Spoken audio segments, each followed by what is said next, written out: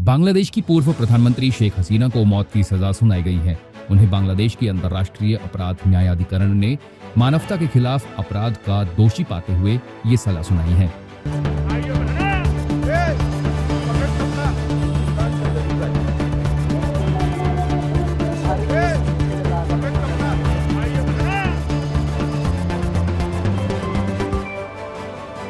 शेख हसीना पर पिछले साल जुलाई अगस्त में बांग्लादेश में हुए विद्रोह के दौरान मानवता के खिलाफ अपराध से जुड़े आरोप तय किए गए थे। भारत में निर्वासन में रह रही शेख हसीना की गैर मौजूदगी में उनके खिलाफ मामला चलाया गया था।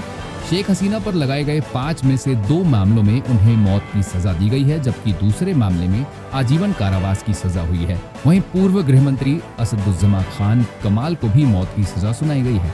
पूर्व आईजी पुलिस अब्दुल्ला अल मनून को सरकारी गवाह बनने के बाद 5 साल की सजा सुनाई गई। ढाका में मौजूद बीबीसी संवाददाता अरुणोदय मुखर्जी ने बताया है कि जैसे ही शेख हसीना को मौत की सजा सुनाई गई, कोर्ट के अंदर और बाहर कई लोगों ने जश्न मनाया। कोर्ट से फैसला आने के बाद शेख हसीना की तरफ से 5 पन्नों का बयान जारी किया गया है। उसमें कहा गया है, मौत की सजा अंतरिम सरकार का अवामी लीग को एक राजनीतिक ताकत के रूप में अमान्य करने का तरीका है। अवामी लीग शेख हसीना की पार्टी है।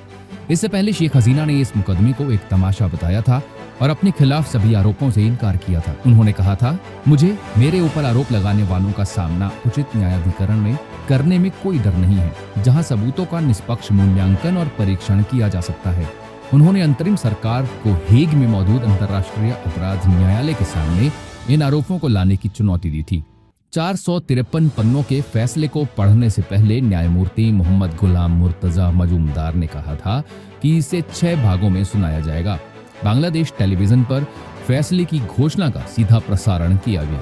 अभियोजन पक्ष ने जून में बांग्लादेश के अंतर्राष्ट्रीय अपराध न्यायाधिकरण में शेख हसीना सहित 3 लोगों के खिलाफ आधिकारिक तौर पर 5 आरोप दायर किए थे। इसके आधार पर न्यायाधिकरण ने शेख हसीना और पूर्व गृह मंत्री असदुज्जमा खान कमाल के खिलाफ गिरफ्तारी वारंट भी जारी किया था। पिछले साल सरकार विरोधी प्रदर्शनों के दौरान बांग्लादेश में कई हिंसक घटनाएं हुई। उस वक्त की प्रधानमंत्री शेख हसीना पर आरोप लगे कि मानवता के खिलाफ हुए इन अपराधों में उनका हाथ था। इस आंदोलन की वजह से शेख हसीना को सत्ता गंवानी पड़ी थी और अगस्त 2024 में उन्हें देश छोड़कर भागना पड़ा था। तब से वो भारत में रह रही हैं। बीते जून में जब आरोप तय किए गए, उस समय मुख्य अभियोजक ताजुल इस्लाम ने दलील दी कि बीते साल जुलाई और अगस्त के दौरान 1400 लोगों की हत्या की गई है और करीब 25,000 लोग घायल हुए। अभियोजन पक्ष ने न्यायाधिकरण को मारे गए लोगों की लिस्ट भी सौंपी।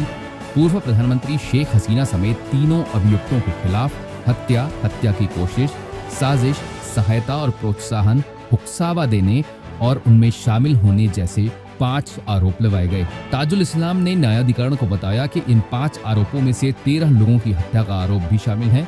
उनका कहना था, शेख हसीना ने बीते साल 14 जुलाई को प्रधानमंत्री पद पर रहने के दौरान एक प्रेस कॉन्फ्रेंस में छात्रों को रजाकार के बेटे और पोते बताते हुए उकसावे वाली टिप्पणी की थी। बांग्लादेश में रजाकार को देशद्रोही या गद्दार के तौर पर एक अपमानजनक शब्द के रूप में इस्तेमाल किया जाता है। ये शब्द उन लोगों के लिए इस्तेमाल किया जाता है जिन्होंने साल 1971 के बांग्लादेश मुक्ति युद्ध के दौरान पाकिस्तानी सेना के साथ मिलकर काम किया था और जघन्य अपराधों में शामिल थे। बाकी आपका इस खबर पर क्या विचार है, हमें कमेंट में बताइए और देश दुनिया से जुड़ी तमाम खबरों के लिए वार्ता 24 न्यूज चैनल को सब्सक्राइब करें। आप देख रहे हैं वार्ता 24।